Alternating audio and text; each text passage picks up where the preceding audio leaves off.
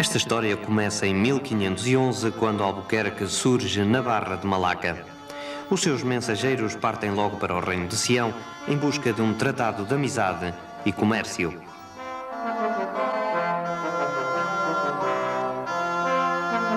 Malaca é a cabeça e a chave dos mares do sul, define o estratega, e quem tiver mão no comércio de Malaca vai apertar a garganta de Veneza.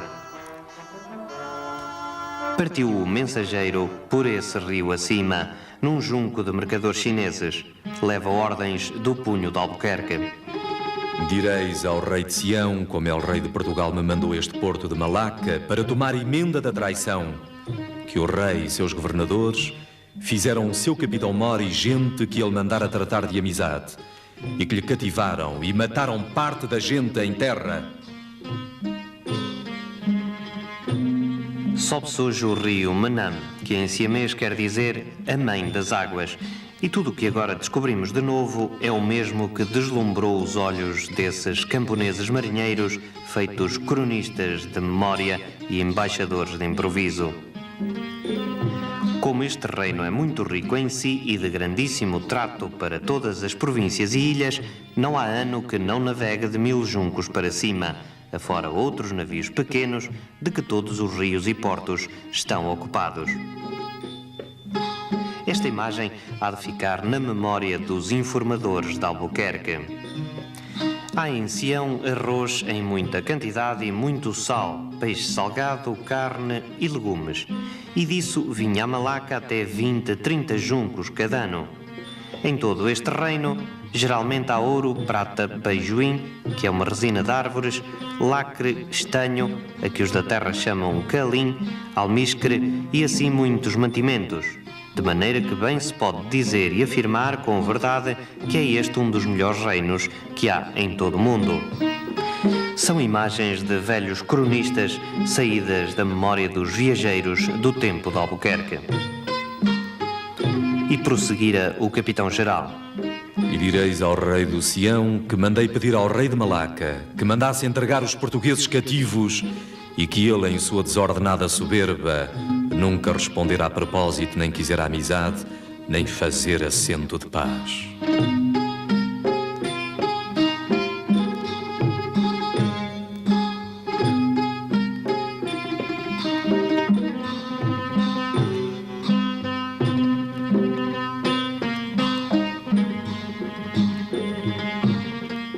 E direis ao rei de Sião que, vendo eu a falsa determinação do rei de Malaca, cometi a cidade e entrei por força e venci o rei, o desbaratei e matei muita gente e alguns capitães seus e tomei seus alifantes e queimei seus passos e perdoei ao povo e mercadores por se não perder a cidade e trato dela.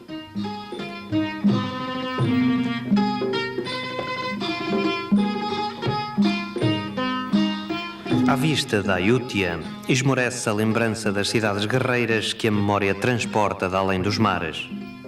É cidade muito rica e populosa, e de ricos e formosos edifícios, e é o principal assento dos reis deste reino. E tem aqui uns riquíssimos passos e muito leitosos, com jardins e diverso arvoredo e de muitos géneros de ervas cheirosas e tanques de água muito aprazíveis e casas douradas de dentro e de fora. Derradeira mensagem de Albuquerque. E direis ao rei de Sião que ao rei de Portugal, meu senhor, folgará muito de suas naus e gentes tratarem em Malaca e que, tendo ele necessidade de suas armadas e gentes para a conservação de seu estado, que eu, como seu capitão-geral, o servirei em tudo o que me mandar.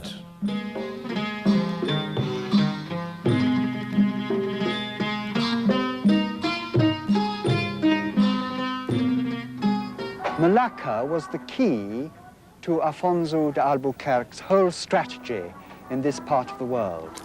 Malaca era a chave de toda a estratégia internacional de Afonso de Albuquerque nesta parte do mundo. Quando chegou a Goa, nos primeiros anos do século XVI, ele compreendeu que o passo seguinte era tomar Malaca, se possível por meios pacíficos, uma vez que Malaca era o grande entreposto comercial de toda a área. And in this general strategy, Ayutthaya was one of the places which Nesta estratégia global, Ayutthaya foi um dos locais que contribuiu para esta grande rede comercial com base em Malacca. Malacca. Many of the goods which passed through Ayutthaya Muitos dos artigos que passavam por Ayutthaya e por Malacca vinham da China. already saw that maybe it would be possible E Afonso de Albuquerque pensou que talvez fosse possível ter acesso ao comércio chinês e dos produtos preciosos que vinham da China através de Ayutthaya, em especial a porcelana e a seda, uma vez que a China estava fechada ao comércio externo por ordem dos imperadores Ming. to foreign trade by the Ming emperors. Here I am, standing on the banks of the Chao Phraya River. Aqui estamos nas margens do rio Xiaopia, onde se erguia a antiga capital do Sião, Ayutthaya. I am standing. Era através deste rio que se fazia todo o comércio do Sião na época do reino de Ayutthaya. Siam came in the days of Ayutthaya, the kingdom of Ayutthaya. O sucesso da Embaixada de Albuquerque não podia ser melhor. Após a troca de presentes, o rei Rama Tibodi II remeteu para Malacca o enviado de Albuquerque, acompanhado de um embaixador siamês. Quando a bandeira siamesa entrou em Malacca, Albuquerque tinha conseguido a sua maior vitória diplomática. Têm os gentios deste reino costumes muito desvairados das outras gentes, informava mais tarde o cronista Castanheda. 1516 é a data do primeiro tratado luso-siamês. Um país rural começava a sentir os efeitos do comércio europeu e era abalado pela introdução das armas de fogo e das táticas militares europeias. A falta de sobranceria dos portugueses e a abertura liberal de Rama Tibodi II tinham facilitado o encontro. Com os portugueses, chegou uma nova tecnologia que alterou a estratégia usada no Sudeste Asiático. Em meados do século XVI, Ayutthaya construíra muralhas de tipo europeu. Normalmente, elas eram de terra batida, mas no século XVI foram substituídas por muralhas de tijolos e começaram-se a usar canhões.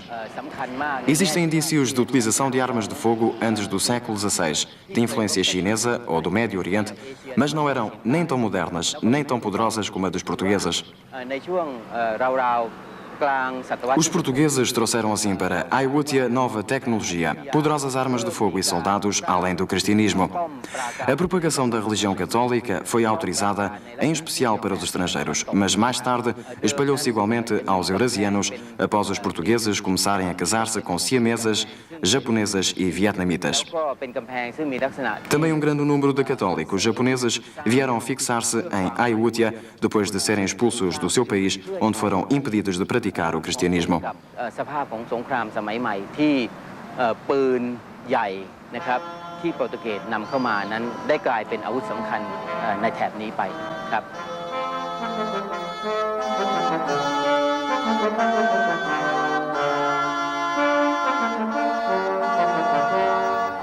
A campanha militar contra Chiang Mai em 1518 foi um sucesso fulgurante com a ajuda dos novos canhões e dos conselheiros militares portugueses. Na segunda campanha contra Chiang Mai, um dos 3 mestres de campo do rei para Jarajá era o capitão português Domingos Seixas.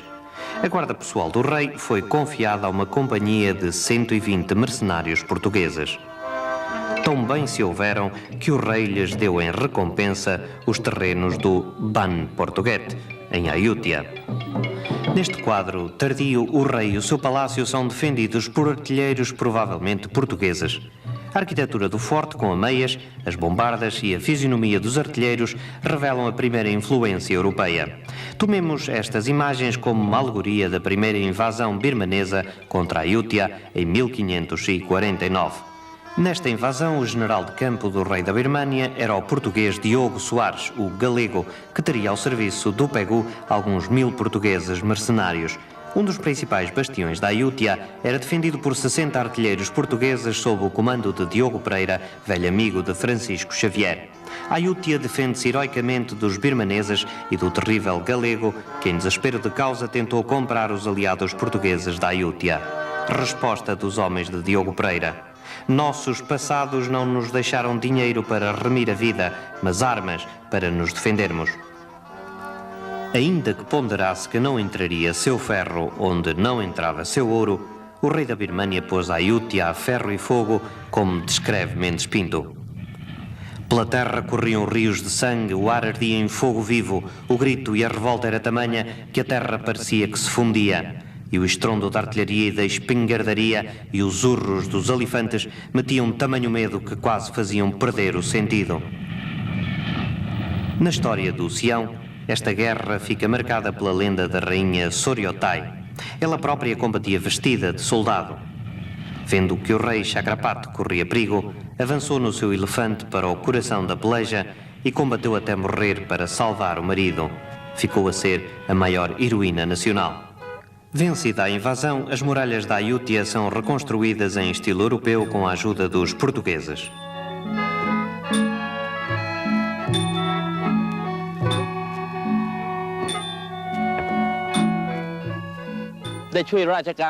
A primeira intenção dos portugueses era propagar o cristianismo.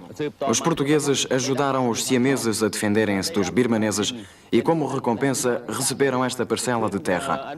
Nela construíram igrejas. O terreno estava localizado junto ao rio Champia, a sul do Palácio Real, e era rodeado por canais. Media mais de 2.000 metros de comprimento por 200 de largura. Depois da queda de Ayutthaya, muitos dos estrangeiros que viviam na zona abandonaram-na, à exceção de um grupo de portugueses que se manteve no local.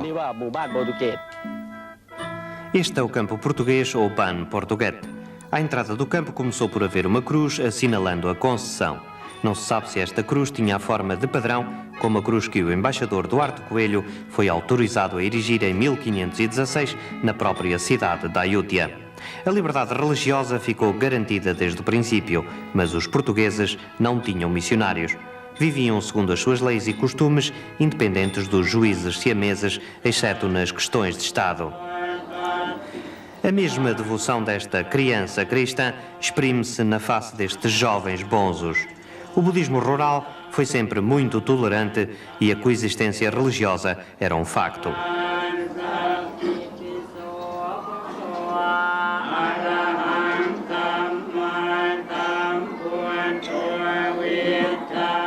Esta capela budista, numa clareira do campo português, em quase nada difere da capelinha cristã.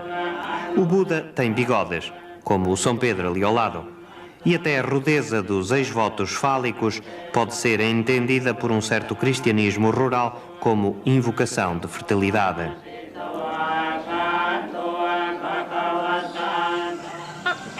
Com a sua facilidade de assimilação, os portugueses lançaram raízes no país, casando com mulheres tailandesas e adotando o estilo de vida local, por esses campos e canais. A própria mestiçagem diminuía o prestígio da sua raça, censurava mais tarde um suposto erudito francês. O campo português ajudava o contato dos mercadores de Malaca, que aqui vinham abastecer-se. A Ayutthaya era uma possibilidade de abertura comercial com a China, embora o grande comércio estivesse concentrado nas mãos da corte.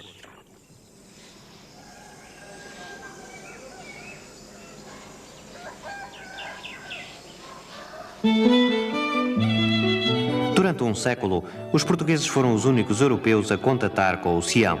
Nesse tempo, o prestígio dos portugueses era tal que a um deles, menos corajoso, o rei mandou cortar-lhe a barba e proibiu que se chamasse português. Perto do Ban Portuguete situa-se hoje o campo japonês. Viria a ter enorme importância mais tarde, quando a ele afluíram através de Macau muitos cristãos perseguidos do Japão. Mas para já não passaria de uma curiosidade em meados do século XVI.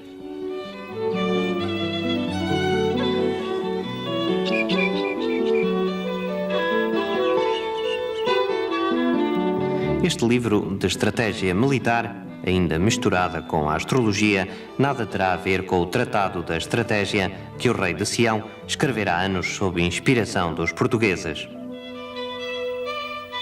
Em Burma, o general rei Burennong, que se apregoava vitorioso em 10 sentidos, tinha feito a unificação do país e marchava sobre Chiang Mai.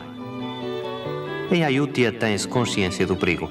O recrutamento militar aperfeiçoa-se, reforçam-se as muralhas da cidade, os portugueses são chamados a treinar os siameses no manejo dos canhões e armas de fogo.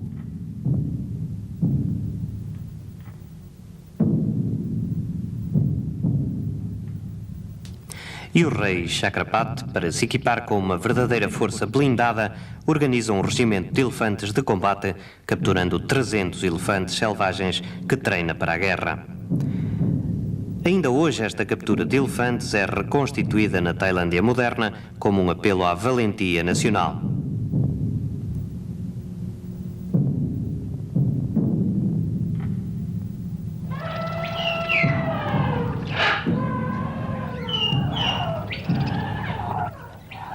Só que, por ironia do destino, o caso dos elefantes acabou por servir de pretexto para novas invasões birmanesas. É que entre as 300 de paquidermes foram capturados 7 elefantes brancos. O elefante branco é uma preciosidade, como augúrio de grandeza e prosperidade. Chakrapat ficou chamado o rei dos elefantes brancos, fazendo inveja a Borengnong de Burma, que lhe exigiu 2 deles em sinal de amizade. O Conselho de Estado siamês recusou e Borengnong fez disso pretexto para invadir o Sião. A Birmânia era um dos maiores aliados de Malaca. O Tratado de Amizade e Comércio tinha sido jurado religiosamente sobre um exemplar do cancioneiro de Garcia de Rezende. Por lá ficaram para cima de 1000 mercenários portugueses, entre os muitos desertores e marginais do Império que não conseguiam fazer fortuna nas Índias e tinham vergonha de retornar a Lisboa com as mãos a abanar. Nada lhes restava senão o treino militar das campanhas da Índia.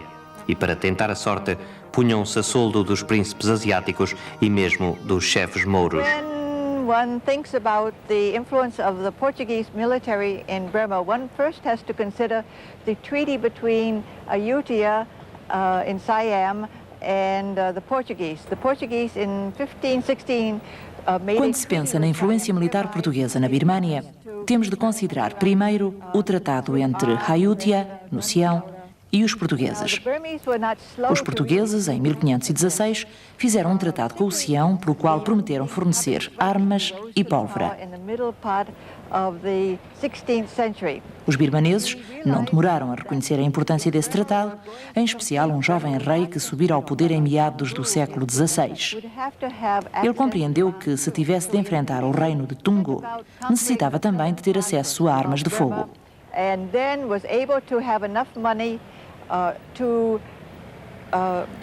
Assim, deu ordens para ocupar a zona sul da Birmânia e obter reservas em dinheiro para adquirir a tecnologia portuguesa.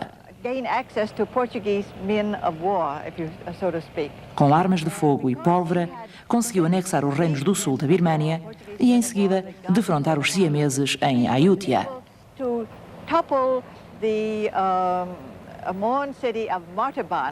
And take over all of southern Burma, and then eventually to go over and fight with the Thais in Ayutthaya. Já pela estrada dos 3 pagodes avança ao poderio birmanês que domina Chiang Mai e estrangula Ayutthaya. O grande rei Chakrapat morrera e as dissensões dinásticas enfraquecem o Sião. Borengnong movimenta perto de 1 milhão de homens, entre soldados, mercenários portugueses, turcos e malaios, e a raia miúda que arrebalha a força. Uma a uma vão cedendo as defesas avançadas da Ayutthaya, desprovida dos seus melhores generais. Com a ajuda dos portugueses, a Ayutthaya tenta resistir até a época das chuvas, contando com a defesa estratégica das inundações do Chao Phraya. E vacila perante a força do inimigo e a traição de um dos seus príncipes.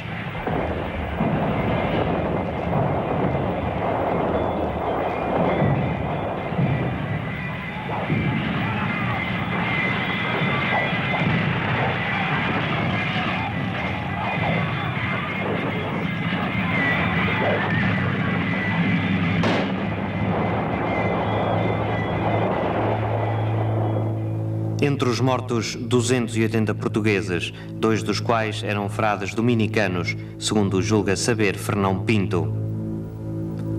Borengnong arrasa as muralhas da cidade, manda envenenar o rei do Sião, faz coroar um rei vassalo. Deportações em massa para a Birmânia reduzem a população da capital a 10.000 habitantes. E o país dos Thai, ou povo livre, perde a independência por 15 anos.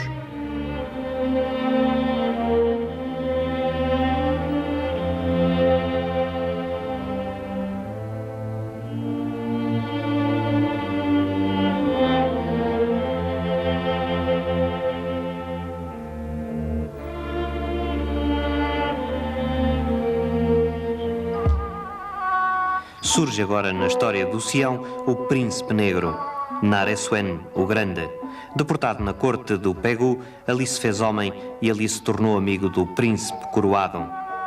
Em 1584, quando comandava um contingente siamês integrado nas forças do Pegu, o Príncipe Negro revolta-se e é reconhecido como rei do Sião. À vista da Ayutthaya não tarda a surgir uma expedição punitiva. Naresuan abate a tiro o comandante birmanês. Na história ficará o duelo de elefantes em que Naresuan eliminou o príncipe Coroado e fez bater em retirada a invasão de Pegu. Mas o cronista António Bucarro, de Malaca, afiança que o príncipe da Birmânia foi abatido a tiro durante o duelo por um mosqueteiro português. Naresuan invade então a Birmânia, mas tem de retirar. O forte de Filipe de Brito, em Siriam, na Birmânia, está aqui para ilustrar a ação deste aventureiro português contra a marcha do Príncipe Negro.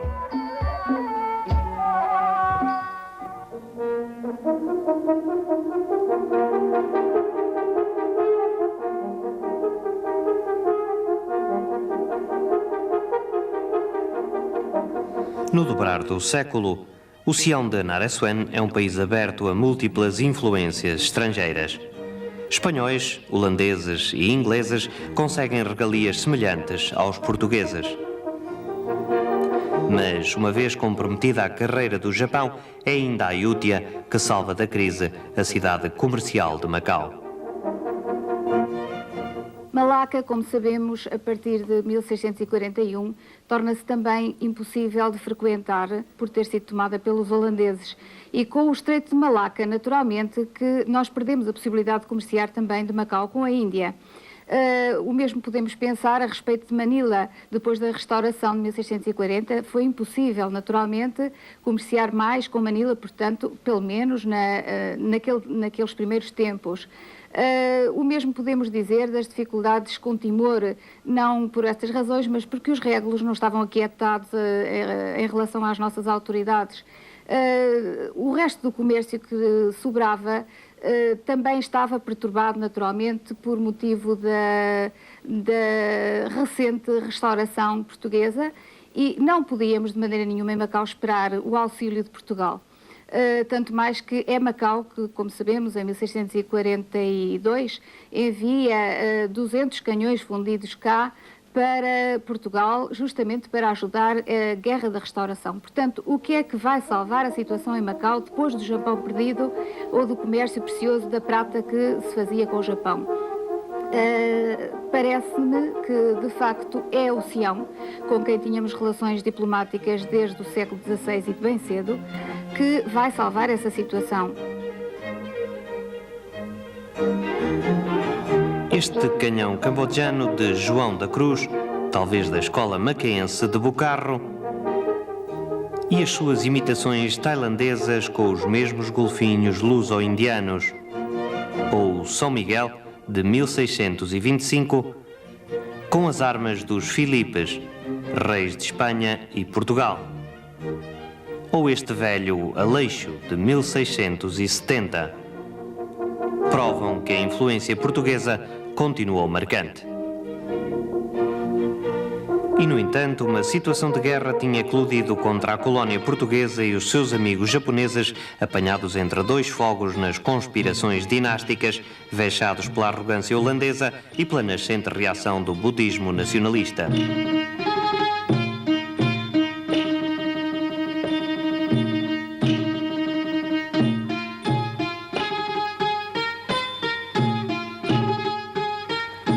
Os da Ayutthaya, os talapões, gozavam de uma influência ainda maior que agora.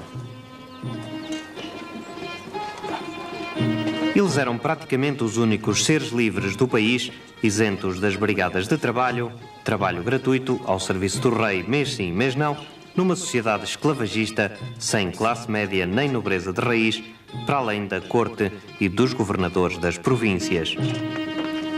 Este budismo, chamado de pequeno veículo, é mais tolerante e menos radical que o ramo do grande veículo. Mas as modernas ideias estrangeiras dos cristãos representavam uma ameaça para a hegemonia dos bonzos sobre o povo.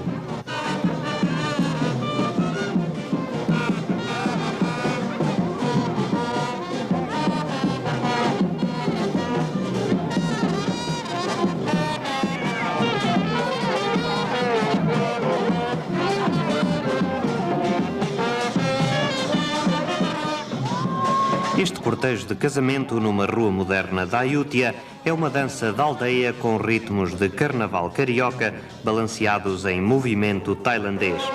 Mas a mistura com a canção religiosa dos bonzos e dos amigos dos noivos e a sobreposição musical de uma dança cambodjana é bem representativa do sincretismo budista do Sião e da assimilação religiosa do gosto de viver.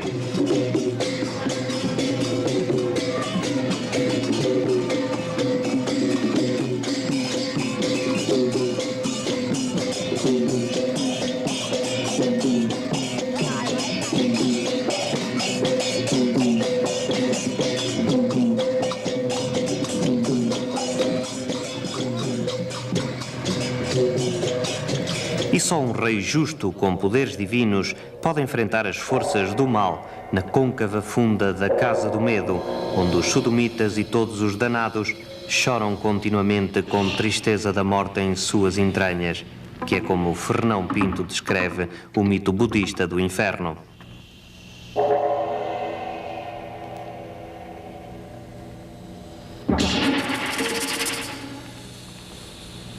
Será que os monstros da côncava funda também podem atacar os estrangeiros munidos de instrumentos científicos? Subindo do mar à cidade da Ayutthaya, será que o oficial de Luís XIV espreita os monstros do mar ou mira apenas a igreja de São José nas margens do Chao Phraya?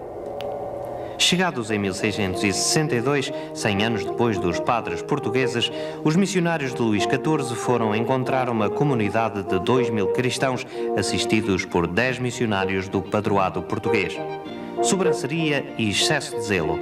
Eles não valem mais que os de Macau, dizem os franceses. Nous trouvons maintenant au centre de ce qui reste d'une tour octogonale. Encontramo-nos, neste momento, no centro do que resta de uma torre octogonal que era o observatório dos padres jesuítas franceses, chegados cerca de 1686 e que integravam a embaixada de Luís XIV. Eram matemáticos pedidos pelo rei Narai depois de saber que certos matemáticos jesuítas haviam partido para a China. É tudo o que resta da torre de observação, a parede que se encontra atrás de mim. Apercebemos-nos ainda de outras fundações ao lado. Sem dúvida que em frente existia a residência dos jesuítas e à retaguarda uma capela. O local onde nos encontramos, apesar de existirem já poucos vestígios, faz-nos pensar no trabalho que fizeram todos esses religiosos, e os jesuítas em particular. Eram homens de ciência, mas ao mesmo tempo tentaram converter o rei, seguindo instruções de Luís XIV. Estes jesuítas, que eram, como todos os jesuítas, muito inteligentes e bem escolhidos, começaram por aprender a língua do país e mesmo a linguagem real. Em seguida, fizeram observações astronómicas. E dos documentos que possuímos, podemos constatar que observaram um eclipse do Sol, sem dúvida em Ayutthaya, e um eclipse da Lua em Lopburi. Mas não neste sítio onde nos encontramos. Foi no pavilhão de caça do rei Narai. O rei Narai, que assumira o poder com a ajuda dos portugueses e japoneses, residia neste palácio de Lopburi. Foi por esta porta que entraram os enviados do rei Sol. O rei Narai recebia aqui os embaixadores e missionários estrangeiros. O palácio encontrava-se decorado maravilhosamente com materiais europeus, como, por exemplo, os vidros das janelas que haviam sido importados de França. O rei Narai recebia os seus convidados nesta sala.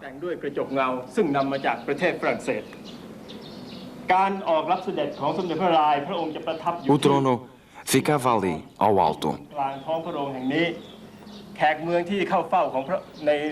As individualidades chinesas e de outros países asiáticos eram obrigadas a ajoelhar-se em frente do rei. Os europeus de Luís XIV, esses, foram autorizados a ficar de pé. O rei abandonava a sala por uma entrada na parte de trás da sala de audiências. Ao lado do Paço Real erguia-se majestoso o palácio renascentista do seu primeiro-ministro Constantino Falcão, um fascinante aventureiro grego que se transformou em político genial. Controlava o rei e foi ele que concebeu toda a estratégia de penetração francesa. Mas Luís XIV exagerou, enviando um contingente de 700 soldados que Falcão instalou em Bangkok. A presença das tropas e missionários franceses provocou a revolta de 1688, liderada por Petraja, comandante do regimento de elefantes, herói nacional e inimigo dos europeus. Falcão era casado com Dona Guiomar de Pina, uma cristã luso-japonesa de ascendência Yamada, talvez relacionada com a família de Barreto de Pina, que era capitão do campo português. Preso o rei Narai, que morreu de seguida, Petraja executa Falcão, expulsa os franceses, mete os missionários na prisão, só poupando os jesuítas portugueses, a quem, no entanto, limita a liberdade religiosa. Quanto a Dona Guiomar, foi abandonada dos franceses e acabou por ser presa. Salvou-a da morte a sua arte culinária. Meteram-na na cozinha do palácio para regalar com a doçaria portuguesa a corte do novo rei Petraja. O comércio holandês e o trabalho escravo rendem o suficiente para os notáveis do rei e Ayutthaya diverte-se.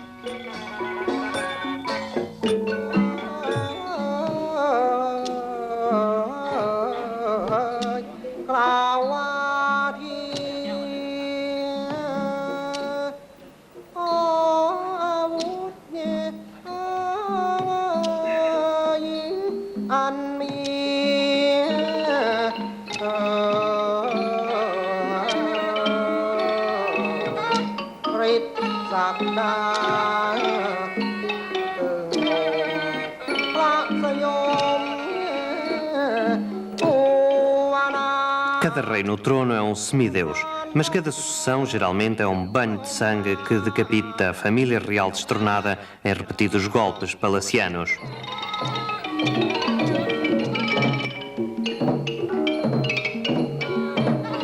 Das guerras heroicas do passado, pouco mais resta que a memória balofa e a tradição das danças guerreiras.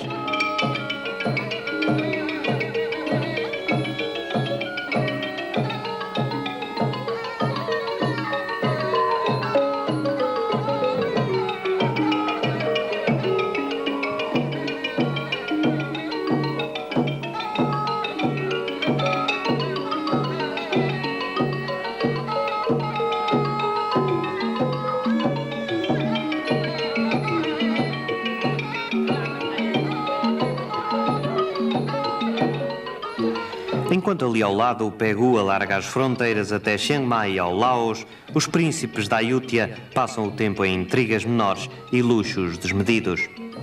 À exceção de Boro Makot, um dos melhores reis da Ayutthaya, falecido em 1758, quase todos os outros foram tiranos ou medíocres.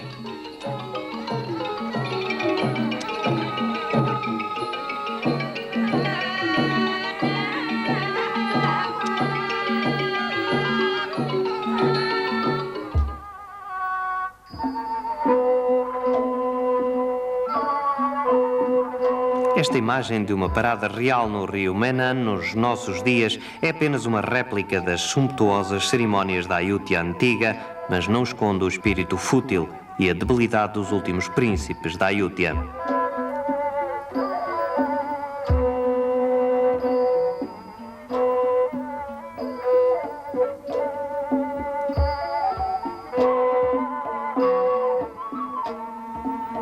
A Ayutthaya era o coração do reino. Esta imagem da cidade real de Bangkok, ou Grande Palácio, aliás construída como réplica pálida da antiga capital, dá-nos uma ideia da glória da Ayutthaya. Os franceses de Luís XIV diziam-na maior que Paris e garantiam que a cidade possuía mais ouro que a França inteira. A sua riqueza foi o motivo da cobiça dos reinos vizinhos. Em 1767, os elefantes de Burma estavam novamente às portas da cidade. No seu caminho, as tropas birmanesas fazem uma razia completa, chacinando as populações que ofereciam qualquer resistência. Mas o rei Hekatat, fraco e debochado, só se deu conta do perigo quando os birmaneses chegaram à cidade. E em vez de organizar a defesa, foi-se à procura de amuletos que o tornassem invisível ou invulnerável. O exemplo pegou e o povo fez o mesmo.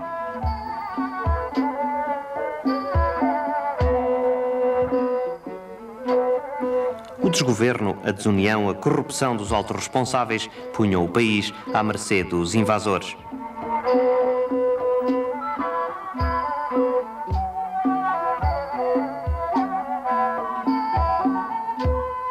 E, no entanto, a Ayutthaya resistia heroicamente a 14 meses de cerco e fuzilaria à espera do milagre das inundações do rio. Mas os birmaneses construíram castelos de madeira sobre estacas e aguentaram o cerco.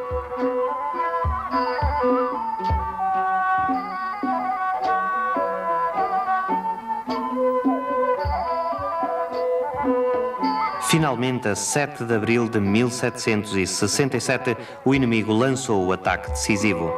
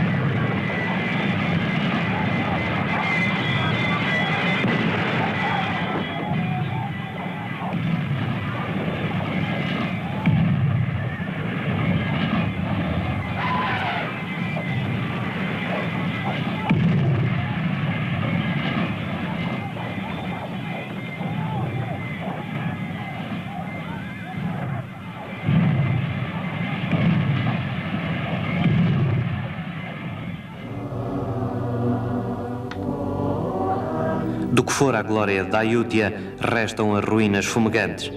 Só se salvou um regimento de 500 homens sob o comando do general chinês Pia Taksin, o qual, tendo sido repreendido por disparar um canhão sem licença do rei, rompeu as linhas inimigas e foi organizar a guerrilha no mato.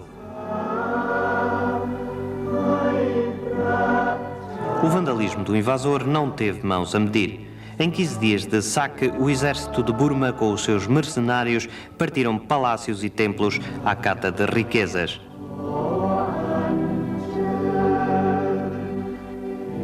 Alvo das maiores violências, os bonzos budistas. Eles eram mortos aos montes por se recusarem a indicar os tesouros dos templos ou por se oporem ao descasque das capas de ouro das imagens do Buda. Era a abominação da desolação.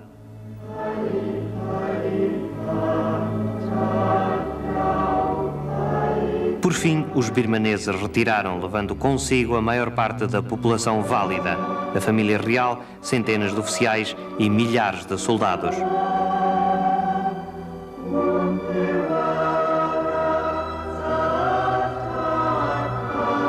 Na cidade apenas ficou uma guarnição estrangeira. Assim caiu a glória da Ayutthaya.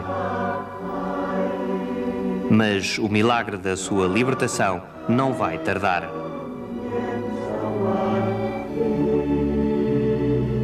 Estas são as ruínas do campo português, que foi o primeiro bastião a aguentar o embate de um exército birmanês durante mais de uma semana com a ajuda da colónia chinesa.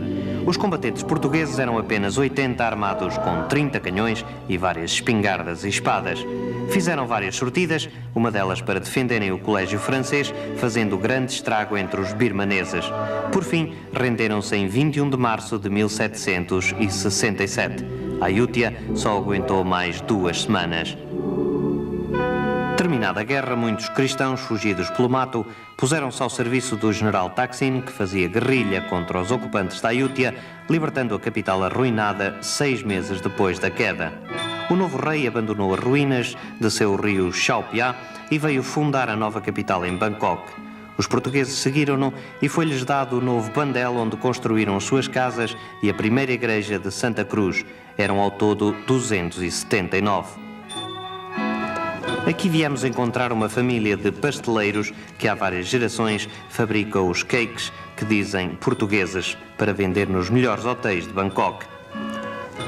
Vejamos a técnica de fabrico, desde a velha máquina de mexer a farinha ao velho forno, único nesta região, e às formas tradicionais.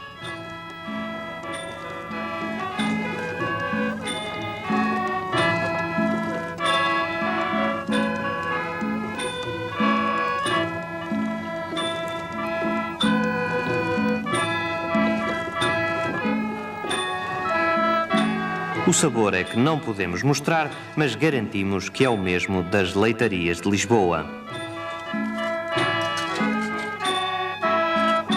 Enquanto os bolos cozem no velhíssimo forno português, vamos ali à vizinha do lado, que é especialista de fios de ovos semelhantes às trouxas das Caldas, os Foiton.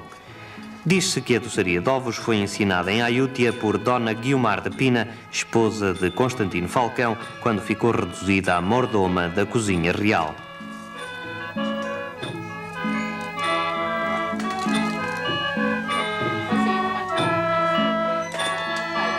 Esta mulher todos os dias repete os gestos quase rituais que aprendeu da avó.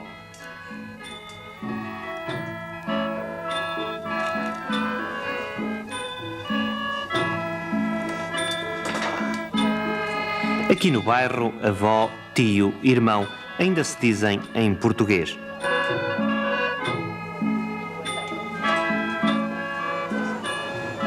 Diz-nos que foi a avó que lhe ensinou. A avó já não se lembra que idade tem, só sabe que foi a mãe que lhe deu o segredo. E pronto, o cake portuguete já está tostadinho e os fregueses à espera ali no cais, em frente da igreja. Toma-se o barco, se for preciso, e atravessa-se o Menam para a outra margem, onde se encontra a outra igreja que os portugueses fundaram.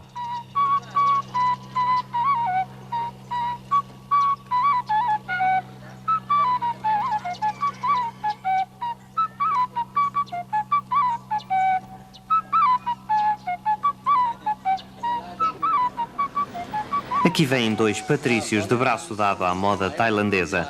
Um deles é o Sr. Rodrigues, com muito gosto. É a única palavra que sabe dizer em língua estrangeira. Vamos à Capelinha da Conceição, a mais antiga de Bangkok. Terá sido fundada por missionários franceses que aqui reuniram os cristãos portugueses vindos da Ayutthaya. Este é o livro de registros da Igreja de Nossa Senhora da Conceição, onde estão mencionados os católicos que fugiram de Ayutthaya. Este livro é o segundo de registros paroquiais e começa no número 400. da Cruz, de Veloz, Fonseca, Lasacun, Rodrigues. O primeiro desapareceu. Nele se encontram os registros de nascimentos e mortes de portugueses e seus descendentes e encontramos nomes como da Cruz, Ribeiro, Fonseca, Barros e Rodrigues. As mais velhas cruzes de Bangkok assinalam campas de portugueses do século XVIII e princípios de XIX. Epitáfio de uma família luso-sino-tailandesa. Neste talhão repousa toda a família Cruz do século XIX. Agnès Sat de Barros era luso-franco-tailandesa. Aqui jaz Paulo ou Pascoal Ribeiro de Albergaria, general de artilharia do exército siamês. E mais, senhora Josefa da Costa, mordoma da Confraria da Conceição, quem sabe se da linhaça daquelas velhas portuguesas que antes queriam morrer em pecado mortal que confessar-se a um padre francês. E tantos, alguns de Macau, aqui esquecidos neste cemitério de Bangkok, no meio da miudagem que joga a bola. Um galo atrevido que se esgueira entre as campas e uma coleção de pássaros a chilrear.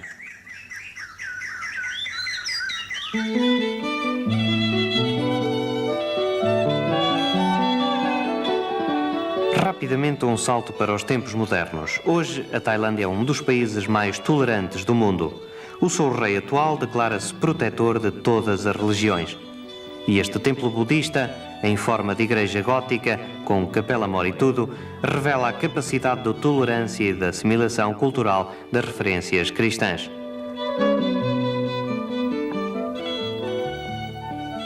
Outro sinal dos tempos.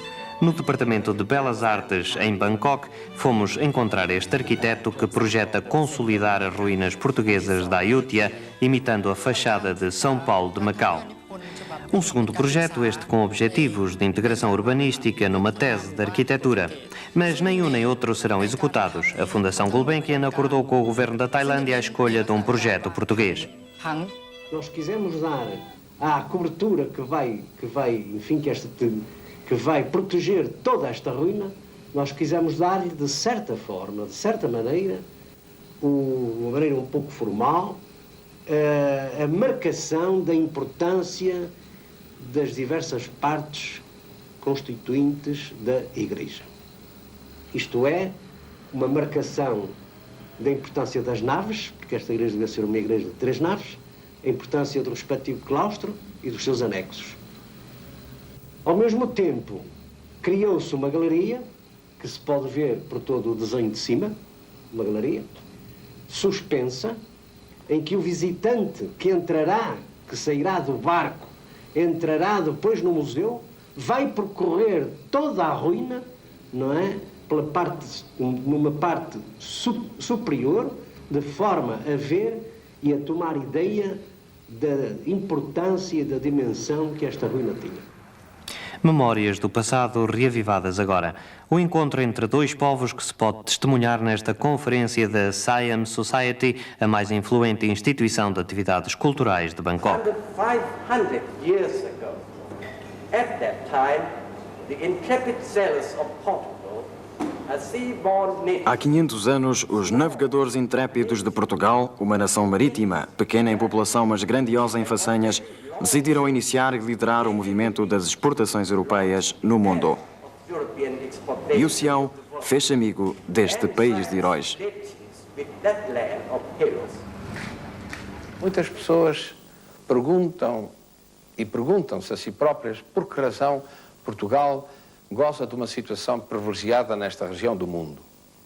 E é bem evidente que a situação privilegiada é patente.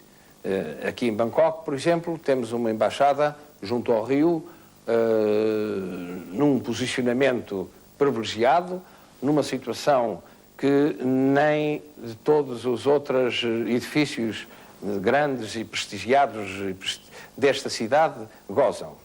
Ora bem, porquê? Porque, primeiro, os portugueses foram os primeiros a estabelecer-se nestas áreas. O bom relacionamento dos portugueses, a maneira como eles estabeleceram um contacto com as novas gentes, misturando-se com elas, dando e recebendo, estabelecendo uma linguagem de amor fraterno, foi isso que explicou e explica o prestígio e que ainda hoje aguenta e alimenta o posicionamento, eu repito esta palavra várias vezes, porque resulta de facto de uma análise em diversos países desta região e resulta da maneira como nós soubermos implementar-nos nestas áreas do mundo.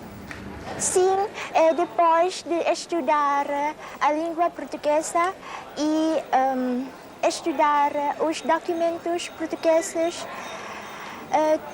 tinha a perspectiva dos vetores políticos, sociais, econômicos e também o novo tecnológico na época dos descobrimentos, que acho que são muito interessantes e muito importantes para compreender a origem dos documentos, a origem dos descobrimentos portugueses e depois melhor compreendo a história da Tailândia e também a história do Sudeste Asiático.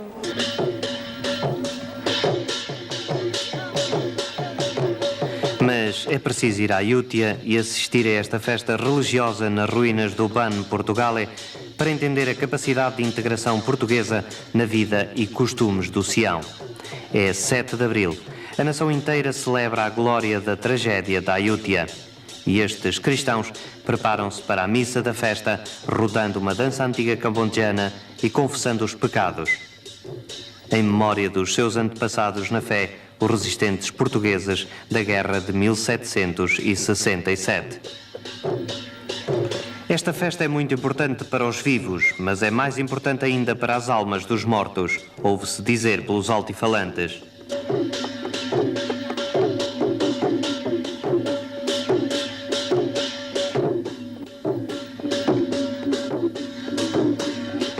Já não correm tingidas de sangue as águas do Chao-Phraya.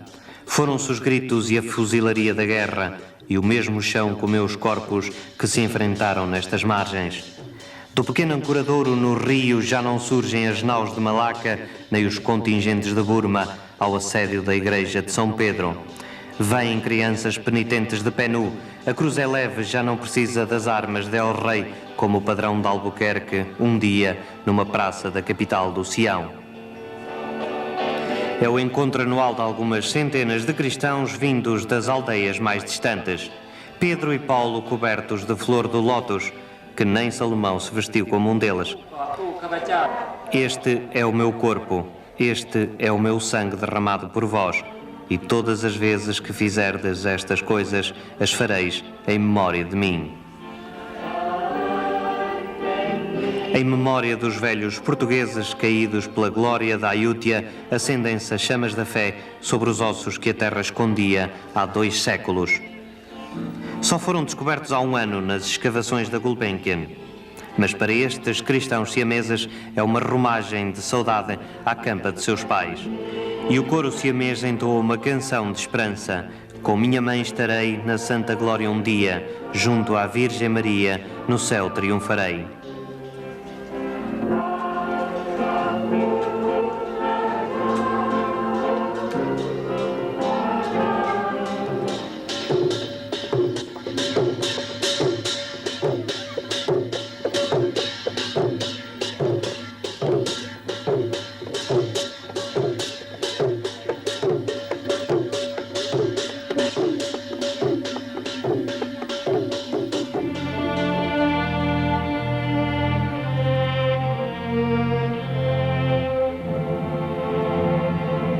Glória trágica do Sião.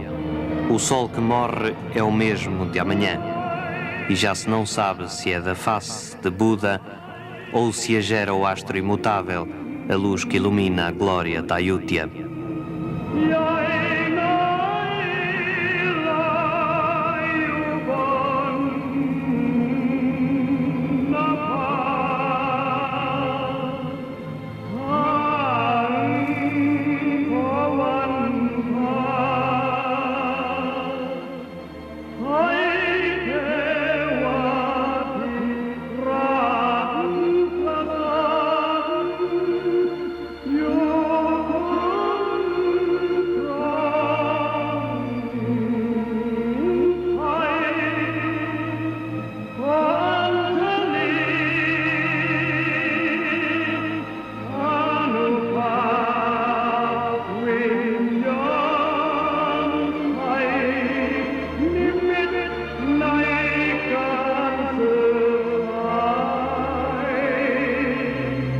Sim.